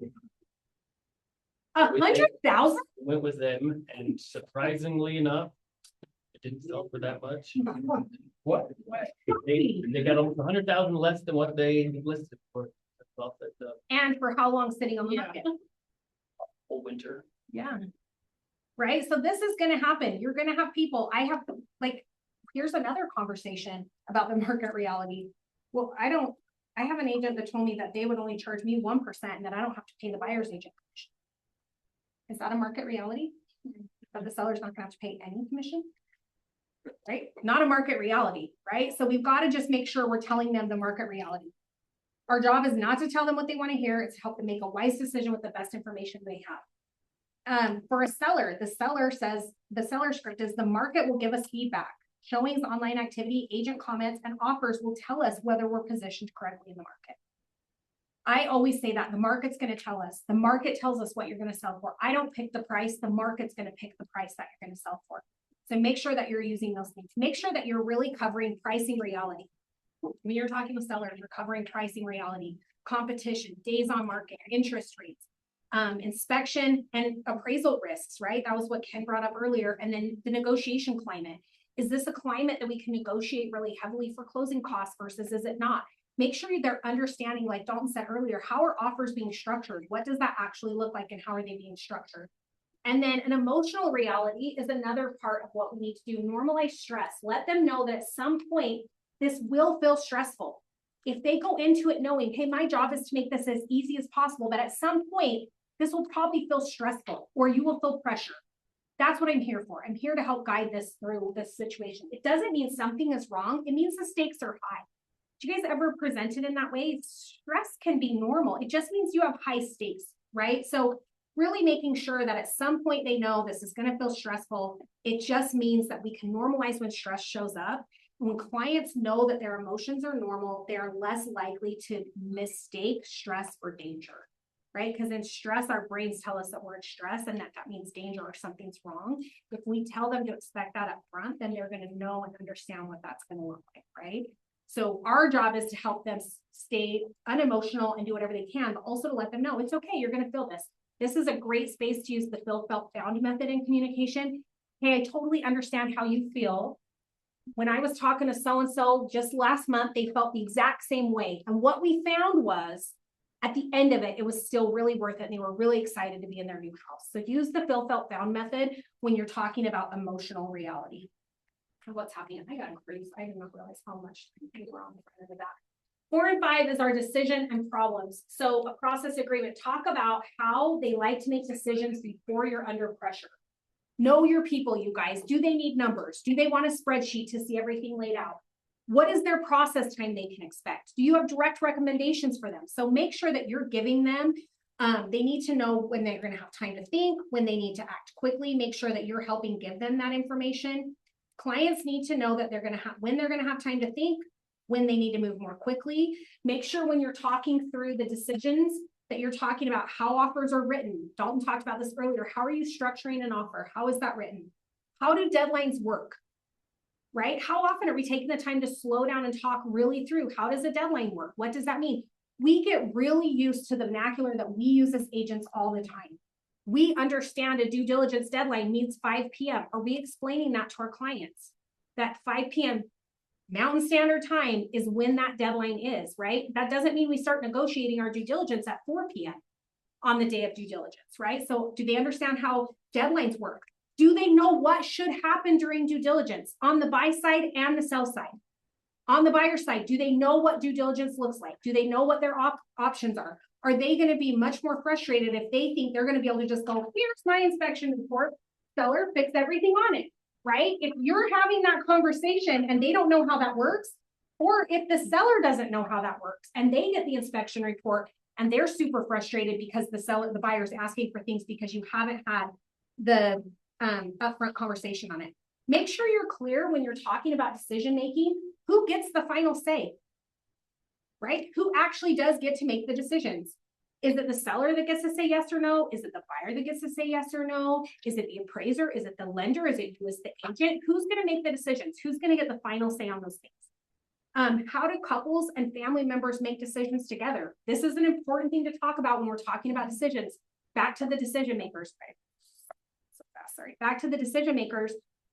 Who is actually going to help make those decisions? You must know that, and you have to know that in advance. Because when a decision comes up, if I'm just talking to Mikkel, but I know that Cammie's very much involved in that decision, I'm again wasting time, and some of these are pretty urgent. What information are they going to need before deciding? This is when it's going to be really important to know your clients. Are they ones that have to see? I have some clients right now where they do not want to do, it does not matter how much I can talk and pre-negotiate. They want to see it in black and white. They want to see it in writing, right? You're going to have some other people who maybe don't want to see that. You're going to have people who need spreadsheets. You're going to need people who need information. I've had to send water reports to people because they need the information for what the West Haven culinary water, how the tests turn in. They don't want to give their kids unhealthy water, right? So there's things like that that we've got to know what they need and what kind of information that they're going to need. So when you're talking through this, an important script can be, before we're under pressure, let's talk about how you like to make decisions. Do you need time to process? Do you want to have numbers first? And do you want me to give some direct recommendations, right? Because some people aren't going to want your recommendations. Some people will. How often do we hear, what would you do? Right? As agents, we hear that really often. If this was your house, Allison, what would you do? They're going to ask your opinion. So you need to have those things up front and know what they're going to look like. The problem-solving agreement, when you're thinking of problem solving, this is a really important one. If something goes sideways, I want us to have already agreed on how we're going to handle it. I'm going to bring you the facts, your options, the pros and cons, and my recommendation, then we'll decide together. That's all based on a previous conversation, right? So if they're like, yes, I do want your recommendations. I do want to see numbers. Help me understand the pros and cons. We do this all the time. And if we don't do it all the time, it's because we're building our business and we still need to have the information as if we do it all the time. They may not sell a house again for the next 10 years, 12 years. I have a lady right now that's 35 years in a house. It's been a long time. Do you think the process is going to feel foreign to her? Right? So we've got to really make sure that we're having those upfront conversations, and then make sure that having these conversations gives you the permission to lead when emotions are high.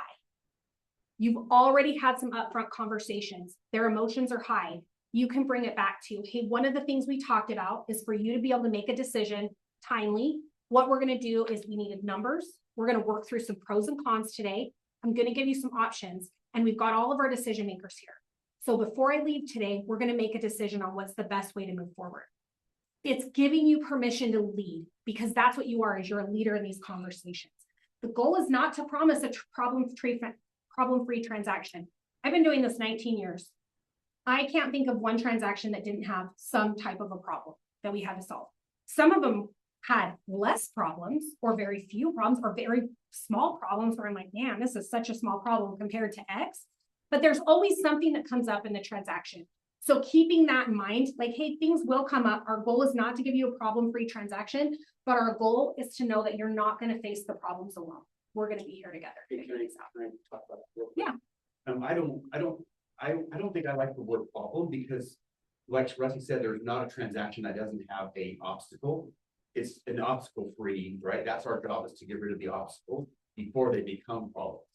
So I don't think there is a smooth, a perfect transaction, right? Because there's always things that we have to deal with that the consumer, either buyer or seller, never even understands. Sometimes it's with the appraiser, sometimes it's something on title, something with the inspection, you know, right? It could be one of 100 things. But the idea is every transaction has an obstacle to overcome before it becomes a problem. So think of it that way. Absolutely. I love that. Okay, we're talking about a buyer upfront checklist. So this is just a few things. Before showing homes, a buyer should understand what the difference between wants and needs are. Identify the deal breakers before the first showing. This one's really critical. If they tell you a certain thing as a deal breaker, why are we going to go look at those houses? Even if they send them to you, you're going to come back to, remember, that was a deal breaker for you. This is on a busy street. Why don't you go drive by it and let me know if you still want to see it, whatever it is. So their wants versus needs. A pre-approval, understand what it guarantees and what it doesn't. Is a pre-approval for sure they're going to get their loan? No. Is it a good step on the way to knowing that they're going to get their loan? Yes. But make sure they understand what it is and what it isn't. Make sure they understand what they can do during the time that they're trying to get a loan and what they shouldn't. Should they buy a new car? No. Can they get a loan for furniture? No. Should they go to RC Willie and open an account? No. Should they quit their job? No. All of these things are real life scenarios that have happened to me during the process. And they're always seem surprised that they can't get the loan now because they quit their job. So make sure they know that. Make sure they understand what their payment really needs. Is their lender giving them a total out-of-pocket every month payment, including principal, interest, mortgage, taxes? Or are they just giving them principal and interest? Make sure they know what their payment really needs, what it includes and what it doesn't. How fast are they going to need to act? How offers are evaluated beyond price? Are there other factors that people look at beyond price? I had a conversation with an agent a couple weeks ago, and they had a client from out of state that wanted 30 days for due diligence. Is that reasonable in this market today? Are they going to win offers if they do a 30-day due diligence on a $350,000 condo? No. No, they're not, right? If it's a land deal, that's probably a little more realistic, right? If it's development, they're going to need longer than 30 days, but knowing and being able to understand that. Talking through what an inspection is. What does it mean? It doesn't mean you're renegotiating everything. What happens in the inspection? What can they expect what should they expect from the inspector? What are the things the inspector is going to look at? What are the things they're not? Really making sure you're clear with them on what that means. Appraisal risks. What could the risks be? If they offer over asking price to cover closing costs, what is our recourse if the appraisal comes in low? What does that all look like? So just making sure they really know what that all is going to look like. Closing dates, possession, the deadlines. Mike made the comment earlier about when moving trucks are showing up and they're like, well, we don't get possession until tomorrow because the contract negotiated 48 hours. Make sure they're really clear on what those deadlines mean, what they have to do for those deadlines, what you have to do for the deadlines, and what the deadlines and what's going to happen at the end of that deadline. Sometimes people feel buyer's remorse. Is this a real thing? Right? So I think this is an important thing to address. Hey, you're under contract. Right now, we're super excited. You're going to sleep on this and you might start to worry a little bit about the payment or the whatever it is. You're going to start to worry a little bit. Let's just know this is normal. I want you to call me. We're going to talk through the concerns you have. And just so you know, I want you to buy your best house too. I'm in this with you. So I'm not going to try to talk you into something that I don't believe is good for you. And there's going to be times where you maybe just need to talk through something. And at the end of the day, you're still going to want to move forward. So buyer's remorse is real. It comes up. It's okay. Don't shy away from it. Let's talk about what some of your concerns are, right? Just making sure that they know that might come up. And then silence from the other side does not always mean bad news. I think this is an important one with sellers in an inspection. The seller has an inspection scheduled from 1 to 4. And at 4:05, the seller's calling you saying, hey, what did the inspection say? What'd they find? Did everything go okay? Right? So set the expectation. Hey, just so you know, this is kind of what that's going to look like. During that time frame, they're doing everything. They're going to look through everything, tell them what they're looking at. The buyer's likely going to come. They're going to do a walkthrough. They're going to get their report sometime that same day or maybe later the next day or early the next day. Then from there, they're going to probably want to review it with their agent. And then they're going to come back to us with some concerns. So we may not know right away.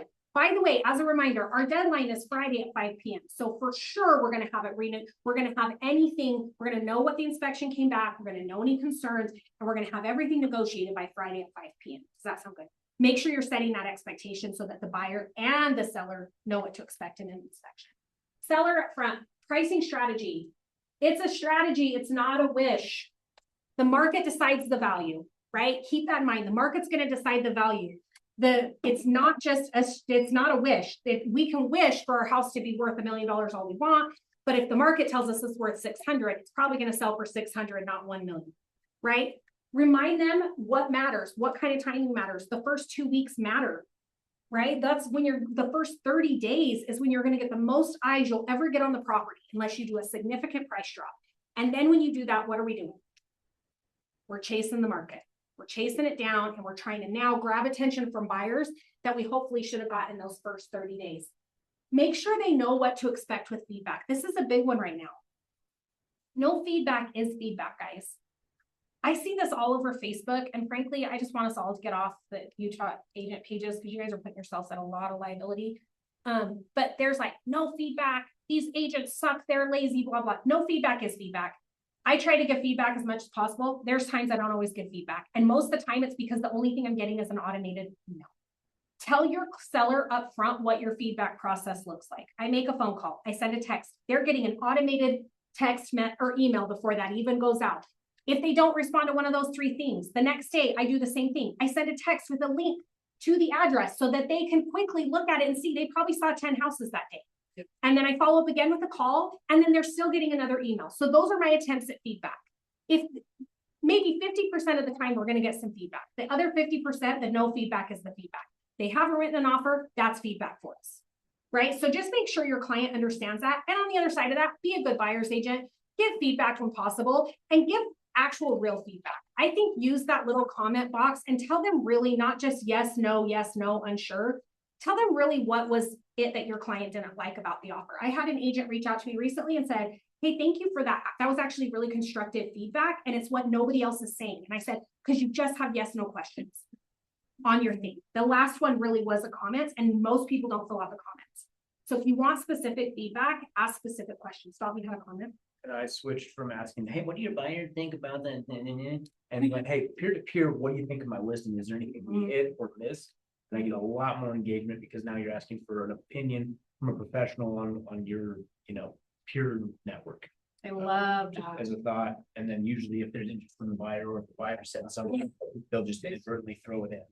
I love that. Make sure that your clients know what they should be doing during feedbacks. Or during showings. Sorry. Should they be at home? Should the pets be gone? Does the house need to be clean? Should the lights be on? Should the dishes be out of the sink? Give them an expectation of how you'd like the home to show when people come to show. How much feedback, how much timing are they going to get? How much notice do they need for a showing?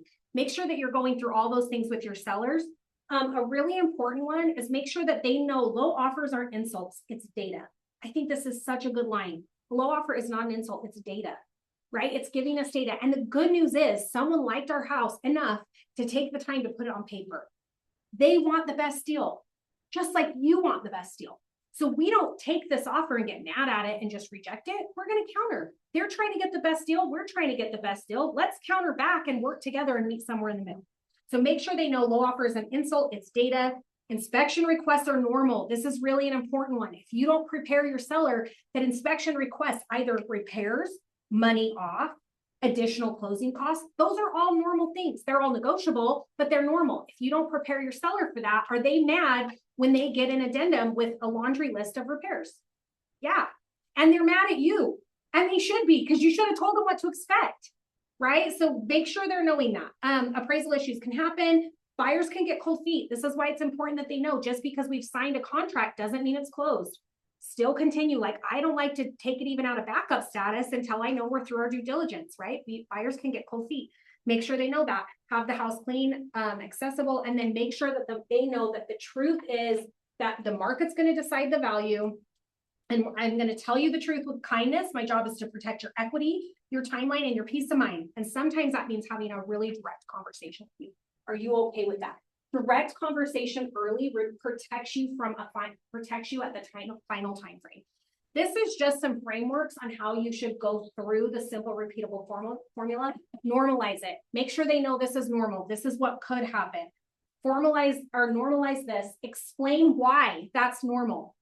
Hey, this is why this is normal. This is what typically happens. Explain what happens. Set expectations. This is how we'll respond. This is how we'll react. And then confide and then give them some confidence. You're not alone. Let them know that, hey, you're not alone. Many other people have felt this way. We're going to work through it together. The common script here is during the inspection, buyers sometimes ask for repairs. We're normalizing it. It doesn't mean they're trying to take advantage of you. We're explaining what that means. It's part of the process. When we get the request, we'll review what's reasonable. We're setting an expectation. We'll review what's reasonable, what matters, and what protects your bottom line. And then I'll walk you through the options. We're giving them the confidence that we're going to be able to help them through things. We're out of time for an exercise, and I'm sorry, we're way out of time, so we're not going to do this. But if you normalize things, I really think this would be a powerful activity. So if you don't want to do it here, I was going to have you pick a difficult moment. Some of those examples could be they were buyers upset, they lost in multiple offers. Seller is offended by a low offer. Client is angry about an inspection report. The buyer's frustrated with lender conditions, right? Seller wants to overprice it, or a client saying, you never told me that. So I want you to think through some of those scenarios and ask yourself, what could I have done differently and upfront that would have made this easier? What could I have done upfront that makes this easier? If you're not questioning yourself and saying, what could I have done upfront that would have made this easier? You're never going to grow and get better at your processes. So make sure you're rolling through that, and then make sure that you have an upfront script for some of those scenarios. So my suggestion would be go through some of these hard conversations that we talked about. And I was going to have you just partner up with people, but just even go through and make a list of some of the difficult conversations that come up in a transaction, and then pre-plan on what that script's going to look like. How can you handle it up front that would make it easier for next time so that you're not trying to deal with it right then? And then what could a good conversation around it be that would help it be easier in the long run? And that's it. Proactive communication equals more transactions and, more importantly, referrals. If someone feels like you communicated well with them and they were seen and heard and emotionally safe throughout the process, and they felt like things were moving forward and there was stress, but they knew there was going to be because you set them up to know that was part of the process and you just kept things moving, it's going to close the transaction, but you're going to get repeat and referral business. Isn't that the best kind of business to get? Don't you love it when you get a call that says, hey, my buddies, I was telling them what great good care you took of me and they want to sell their house, so I'm going to connect you. Clear is kind, earlier is easier, and upfront is leadership. That's all I've got. Very nice. Thanks, guys. Any questions for me?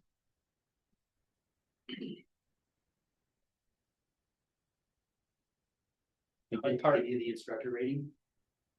Oh, I didn't pull up my instructor QR code. Oh, probably. You go to kwueval.com. Is that just where it is? Mm-hmm. Okay, kwueval.com. Allison and I are going for our Keller Williams approved instructor. And you're going to see that our instructor name is not in the drop down because we're not approved yet. So we're hoping go to the bottom. You're going to go to the bottom and type my name in and the name of the course. 4 stars are better. 4 stars are better, or just come talk to me about how I could do better. We have to get 100 4 or 5 star reviews. So if you guys would like to give me a review, that would be awesome. But I did not put in a QR code about it. So, okay, Mikkel, you had a question or a comment? I was just gonna say, taking the next step and actually applying this is maybe not knowing we need to have those conversations, but where in our process are we gonna implement them or not?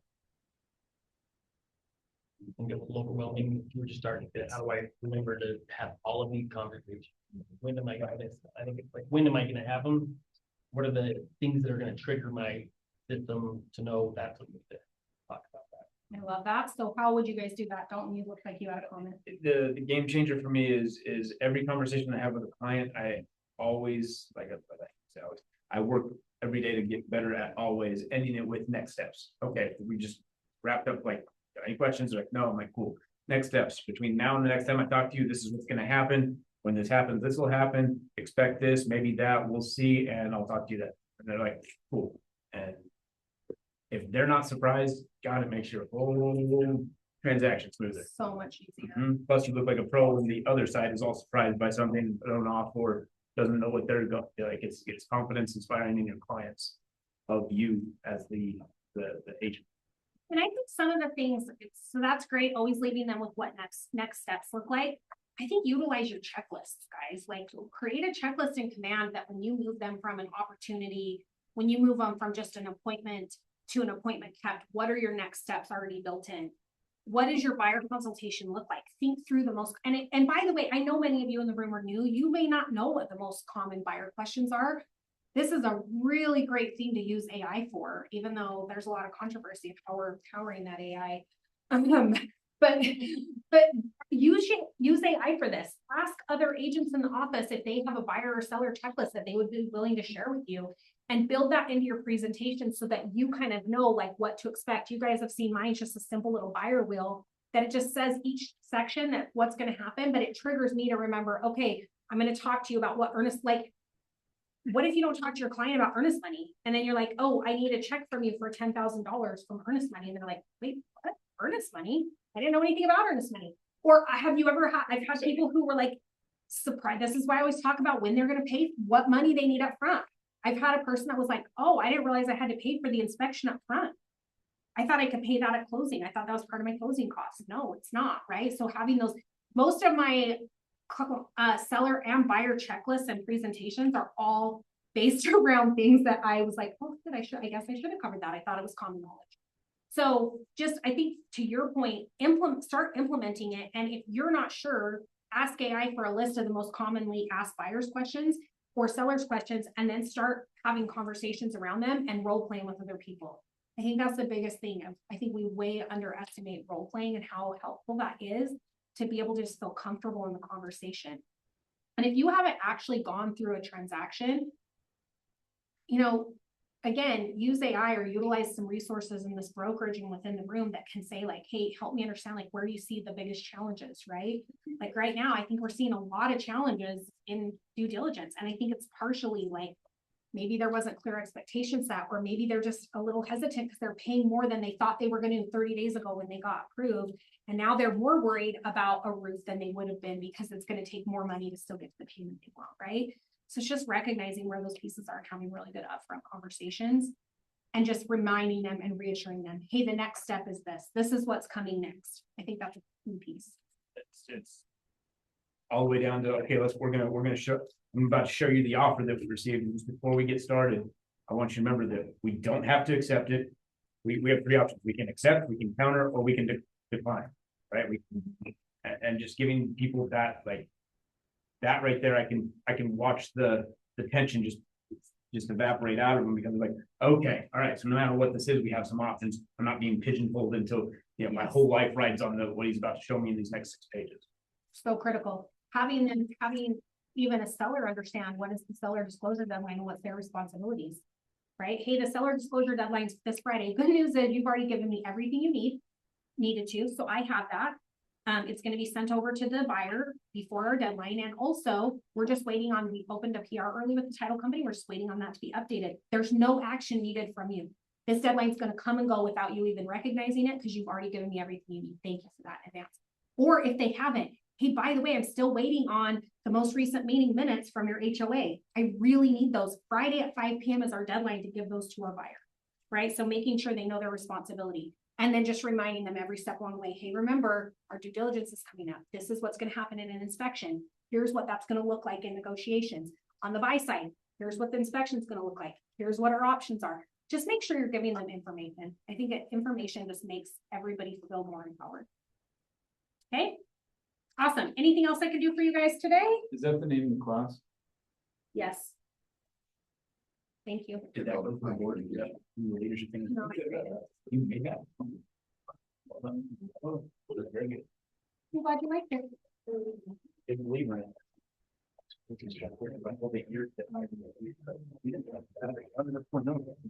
Or like I was telling my friends, we did go through it.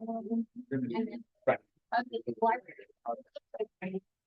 Why would you have? Right, I want to get back to it, right, right.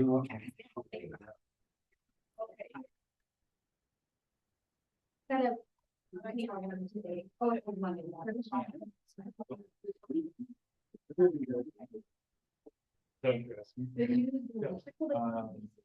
Probably, just going to town, the week.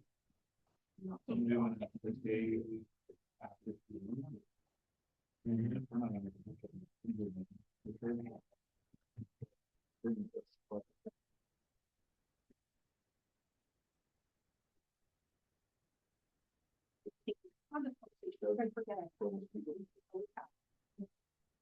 Y'all, It's good now. Yes. So, Great. and you can share. we can see that, Beacon. Yeah, for sure. I'm sure, Check it out, man. are you paid for it? Yeah, it's pay for service. But like I told Sean, it's the best $100 I spend per month. Good. Well, you gotta have listings and you're not, it'll handle up to 3 listings. Or maybe it might be 5 now. Originally it was 3, but they've gotten it whittled down. Even with. Even with, because I mean, I only got one. it all depends on what you were doing before. If, do you? Okay. Call, but You do calls call for an email. and an email. In my email, it was, I go and total all of the impressions and views that I got across the 2 platforms that I run stuff on, so. That would take 20 minutes at least. And then I go to Zillow, Right. Realtor, Redfin. Oh, and URE.com, that was easy to get, but basically, with each address, I have to go put those in, all 4 of those, and gather the number of views that those got, how many favorites, et cetera, full weight, all that. You can have it for you. Right. I'll automatically. Set up for 20 minutes, and then you basically press refresh, and I felt stupid, when you guys were saying that, I only do list track. And the rest of the time I just talk to the client. Just try something, that's something.